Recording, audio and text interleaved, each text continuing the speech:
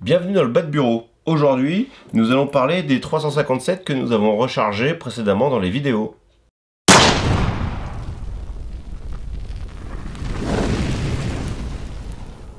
Nous avons dans d'autres vidéos que je vous mets ici, vous retrouverez les liens, rechargé des 357, on a coulé le plomb, on a mis la poudre, on a nettoyé les étuis, tout ça dans des vidéos un petit peu différentes. Et aujourd'hui, nous allons les tirer en stand.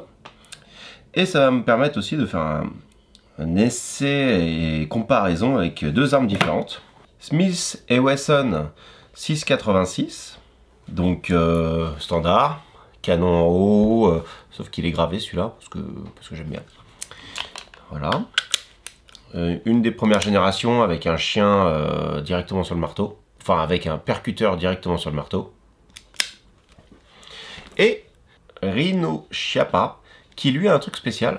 Pourquoi Rhino? Parce qu'il a une forme de rhinocéros avec sa corne ici. Il a le canon en bas. Donc clairement, la cartouche qui va être allumée à la percussion, c'est celle du bas, qui vient tirer sa cartouche ici. Et donc pour vous montrer un petit peu l'effet, 6,86, je vais le tenir avec deux doigts. J'appuie ici. Clairement, il relève. Rhino. Je tiens avec deux doigts, j'appuie ici, et en fait, ça a une tendance à me faire reculer la main, parce que quand on le porte, enfin quand on le prend en main, c'est cette cartouche-là qui vient là, et ça tape vraiment directement dans le poignet.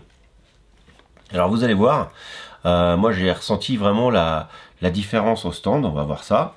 Pour parler un petit peu de celui-ci, parce que c'est le 6,86, on a tous dans nos stands au moins 3 personnes qui en ont un, alors que le Rhino c'est un peu plus rare. Rail au-dessus pour mettre un point rouge, rail en dessous pour mettre une lampe, un laser ou n'importe quoi.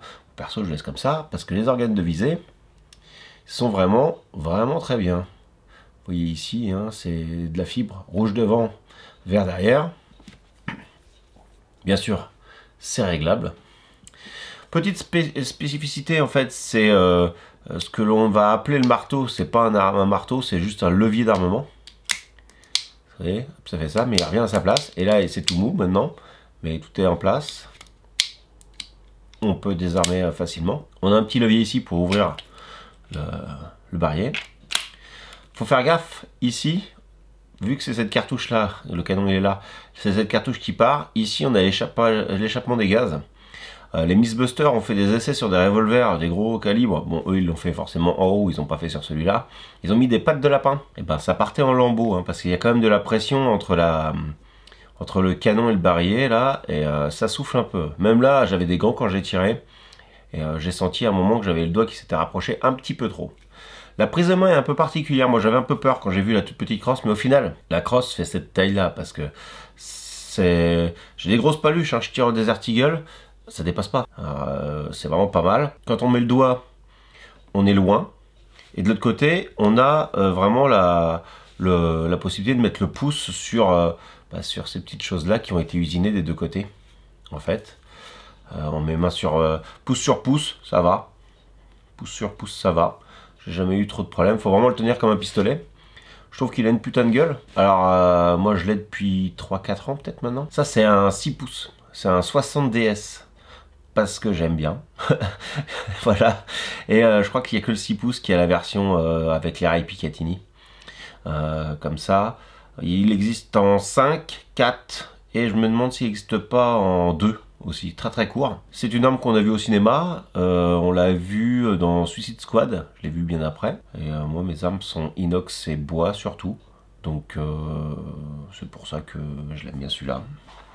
Celui-ci, j'ai pas mis de bois, j'ai essayé de mettre du bois, ça allait pas avec les gravures, donc je l'ai laissé, mais il est quand même inox. Donc deux écoles pour ces essais que l'on va faire en stand. Voilà, ça a une gueule particulière, surtout côté poignet, même devant avec le canon, tout, mais ça m'est pas désagréable.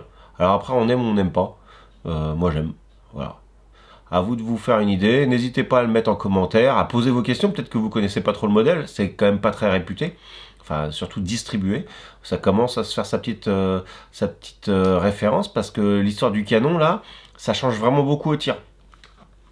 En ressenti, tu as vraiment le ressenti du bras qui a une tendance à reculer et ça n'arrête pas une tendance à se lever.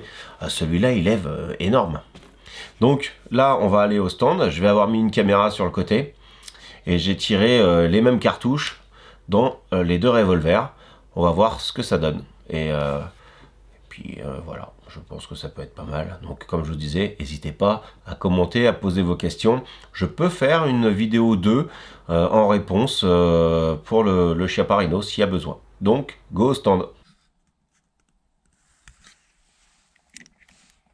Alors je connais pas le réglage des organes de visée. Et on va quand même essayer de faire un beau groupement. Exactement les mêmes cartouches. Alors on va voir si ça relève pareil ou pas. Exactement les mêmes cartouches.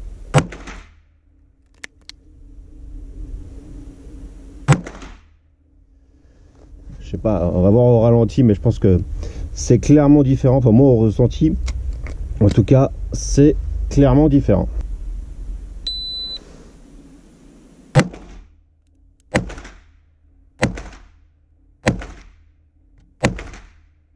Cinq tirs, un total en 7 secondes. Alors.